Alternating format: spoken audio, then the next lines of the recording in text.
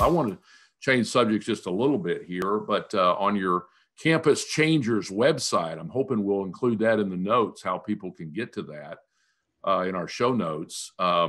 You have a list of strategic major campuses, Brian, that you all are praying towards planting churches on. That's fascinating.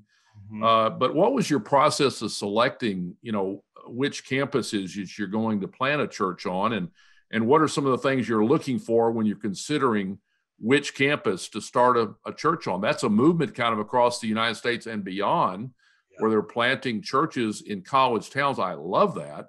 But give us a little few insights on that, if you would. Well, first of all, it's the mascot and the colors. We got to start with that, Chad.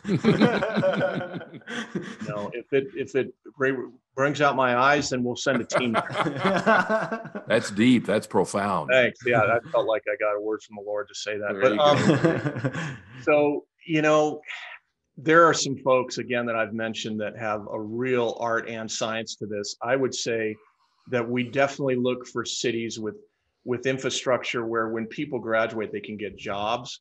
So when we plant a site, unless we have another site nearby that they could be a part of that has an infrastructure city where they could get jobs when they graduate, because we have, again, a collegiate focused church, but we need folks to be able to get jobs when they graduate and help support that.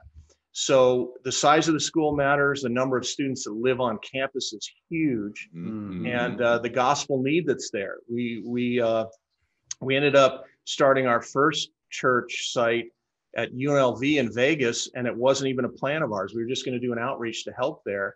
And we were there, and a Christian student, we were talking to him, what's it like on campus? He said, there's thousands of students that have questions that no one's answering at UNLV.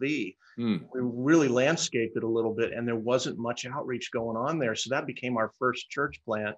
And the cool thing about that is it's the most diverse campus in America with 60% non-white students. Wow. So we are fired up about a team there, and they're seeing great fruit come out of that campus.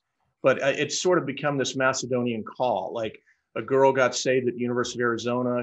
She would come up to Phoenix on weekends and came to Hope. And she said, man, if there was a Hope site in Tucson, it'd be great. And that's my old alma mater. So I didn't need much prodding. That was already on our list. But, and then somebody said, hey, NAU, if there was a Hope church there, I think people would want to go to it. So that's kind of been like, I look at the metrics, but I also want to know, is there someone there? Are there people of peace that welcome us? When we go there and we ask people to pray for us, is there an openness in the leadership and the pastors and the churches and the campus ministries? We go there, we don't come in and say, we're going to do this regardless. We come in and say, we want your blessing.